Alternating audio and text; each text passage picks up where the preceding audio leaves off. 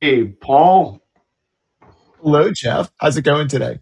I'm doing well. Happy Friday. I've been looking at some data over the last few months, and one of Mm. the things that's really been sticking out to me is I'm starting to wonder if we're shifting into a new era of sort of post engagement, more cynical, transactional work experience. And what I really mean by that is that if we look at the engagement era, let's say that that is what has happened up to this point, where people were actively being encouraged to be engaged to the organization, and that was, you know, taking ownership of the values, of the mission, of the strategy organization, and that they took that inside, right? And that made them work harder. They had that discretionary effort. They had that passion, and that made them very active and willing participants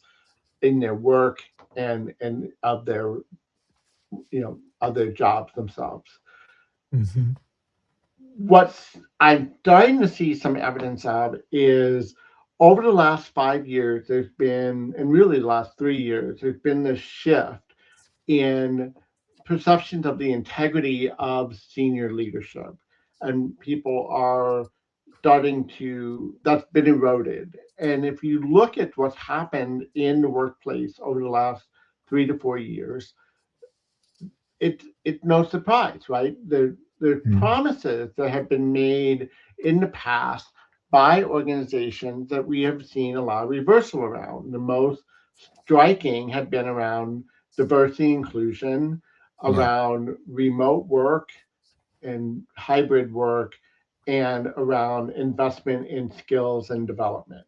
And if you think about where we were right after the pandemic, when the power was in the hands of the workers, right? The great resignation era, that there was like promises were being made to make a great environment, and these were part of those promises. That has now been flipped around. Like leaders have dropped their DEI initiatives in many organizations. They have, despite promises to allow for hybrid, have now mandated RTO, return to Hmm. office, and in many cases, the investments that were made for skills and investment in the future are now all being invested in AI and not in the individuals. So Yep. if you're a worker, what does that start to do? You become more cynical about what leaders are telling you, what promises they're making. And so instead of engaging, you might start to be a little more distrusting. Doesn't mean you don't want your job, but what will happen is that job becomes more transactional. You're there, but you're there to do what you're told, get your paycheck, and instead of kind of buying into that vision, buying into that strategy, you're just doing the job, getting the Yeah. check, and that discretionary effort that I would have put into my job, I'm now taking and putting into my side gig or into my family or into that marathon or whatever else I'm doing. Yes. What do you think? Yeah. Jeff, when you and I first started working together, I think that was around the heyday of the employee value proposition, EVP. And I EVP. found something. EVP, EVP. Oh, you've been watching the World Cup, have you? Yeah, there Um, you go. so EVP, and it's funny. It popped up on a newsletter that I receive, and this long story, but it was being touted like, "Ooh, look, we've got an EVP," and I posted about it on LinkedIn because I thought that's kind of ridiculous. I mean, an EVP is, if you remember the quote from Mary Poppins, it's a pie crust promise, easily made and easily broken.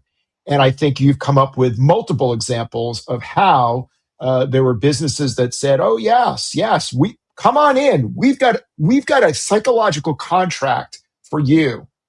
And the problem with this psychological contract is they can break it instantly. And you'll hear leaders, certain leaders say, well, if you don't like it, just leave. Well, it's not that easy. If I've got a mortgage, if I've got health insurance that's tied to my employment, not to mention whatever salary, projects, esteem, whatever, right? So all of these things that I've got, I can't just walk away from that. And what you told me was the deal, the value proposition is now worthless. And so I could certainly understand the idea of, well, if I can't go and I realize what you've been giving me is a bunch of baloney, and it's clear that it's a bunch of baloney. There's no denying it. Of course, I'm going to start to, well, in the words of the engagement era in the premise that you started with, I'm going to disengage. And so I'm not going to exert that extra effort. I'm going to make this very transactional because I feel like you have pulled the plug on what might have been transformational.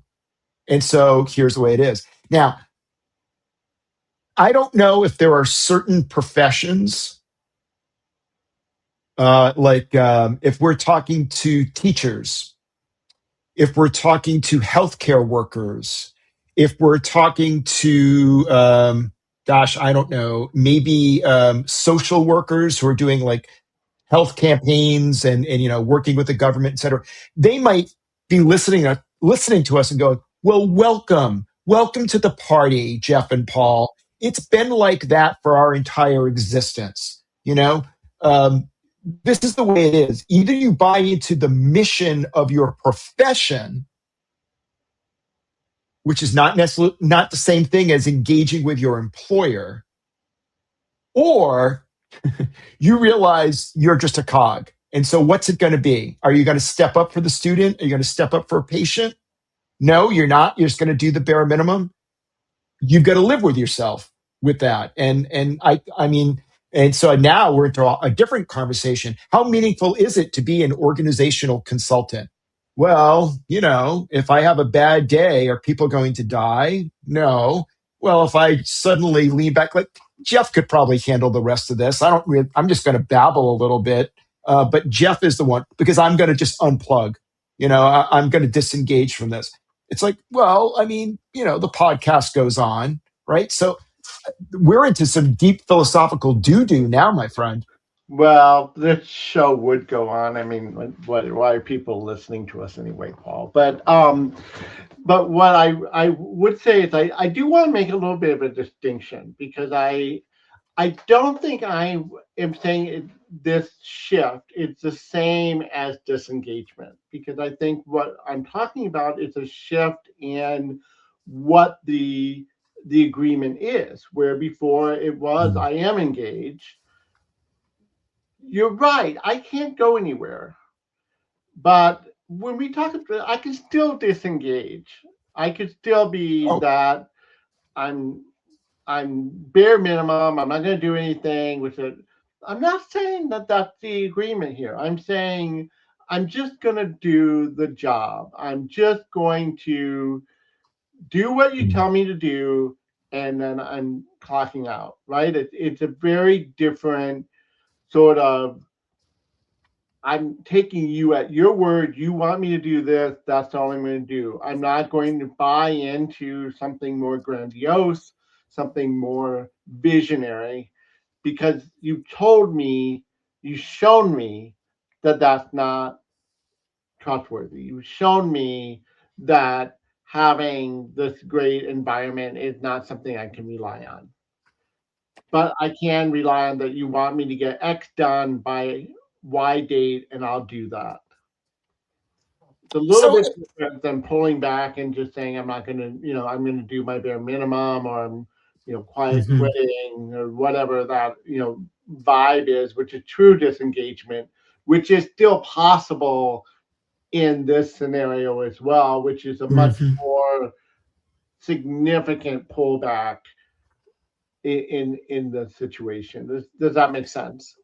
I think so. I mean, it's a distinction.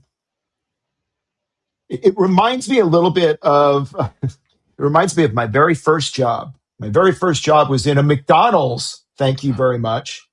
Oh, And not again. All right. Yes, yeah, McDonald's. polyester blue uniforms at Warwick 3 in Rhode Island. Anyway, I'll skip over the drama, put the violin away. Um, but I went into that job maybe ideally, like with an idealistic mindset, like, yeah, I want to I want to cook something the right way, or I want to clean something the right way, or I want to, interact with a customer in a friendly way. Why? It just seems like that's what I should do. But then I remember seeing other people, not punching out for lunch so that they would get paid longer, or people who would literally find a spot and sleep for a little bit, or things like that. And I realized, wow, this is weird. But what broke me was when for an evaluation, let's get into performance evaluations at McDonald's for burger flippers. But anyway, the point is, there were 5 different things that they rated you on, and I don't remember them, but it's like, what do you know, and this and that and that. But the last one was motivation. So I was getting top ranks, like, oh yeah, Paul, you're doing this and this. Oh, but your motivation's horrible. Really? Why do you say that? Well, you come in when the store opens and you're not very awake and not very energetic. It's like, well, it's 5 a.m. when I get here, and no one is. It was just a bunch of BS, and so I realized in that moment, it's kind of like what you were saying. It's like, oh, I have 2 choices. I can either treat this differently. I'm no longer here because I think it's the right thing to do to cook a certain way or clean a certain. Nope, I'm just going to treat this like a job. And I could do that, but I didn't want to do that. And so that was going to be my question back to you. I get the premise that you're making and what you're saying, but if I decide I am now going to change the formula in my job, so I will do a good job, but that's all I'm going to do, and then I'm going to go on with something else that brings me that value that I was initially promised I was going to get for my job. Nope, the heck with that. I'm going to find that value elsewhere. I don't know if everyone can do that. I don't know if everyone can compartmentalize, working in a sewage treatment plant, but then having a fulfilling life, at when you get off the shift. I don't know. That's weird. Yeah, it's a really good point. Like maybe people, well, some people do it better than others. I mean, and I mean that gets into maybe the reason why people work and what they want to get out of work. So that could be a good topic for another day. But I think um,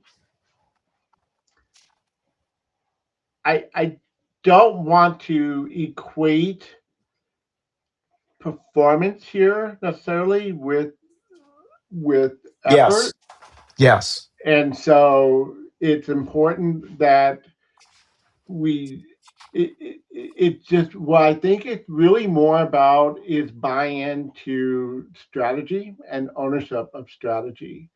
And I think that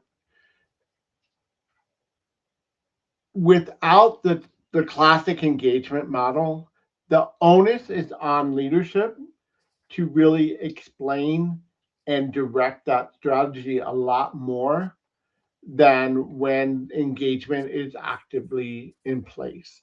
Because Mm-hmm. when that ownership is there, I'm going to make more effort to figure it out and to kind of put the pieces together a lot more. Mm-hmm. When Mm-hmm. it's not, when it's more transactional, I'm waiting for direction.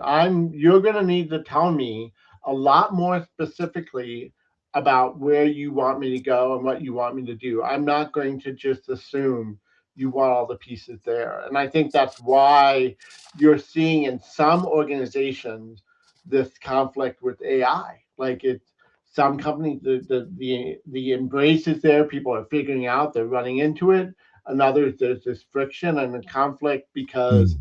some they get the vision, they're buying in, they're excited about it because the engagement model is probably still in place, and others, it's probably more in this more transactional zone. That's just a theory. I don't Hmm. know if Well, Jeff, you I'm just right said or the wrong. secret word. You said AI. Okay. So, Oh, you know, so that means it's time to end our and chat for today. Yeah, of course. go further. Yeah. Yeah, we used our Well, quota, our one mention of AI quota. So our AI token. Yes. Well, Jeff, I like what you're thinking, and I like how it's a big picture topic. There's a lot of stuff going on societally, or if that's a word, in our society, and I think it's shaking what we study, which is the workplace. So I would love to continue that conversation with you, sir. sure. Well, in the meantime, have a great weekend. Happy Friday, everyone. Happy Friday. Take care.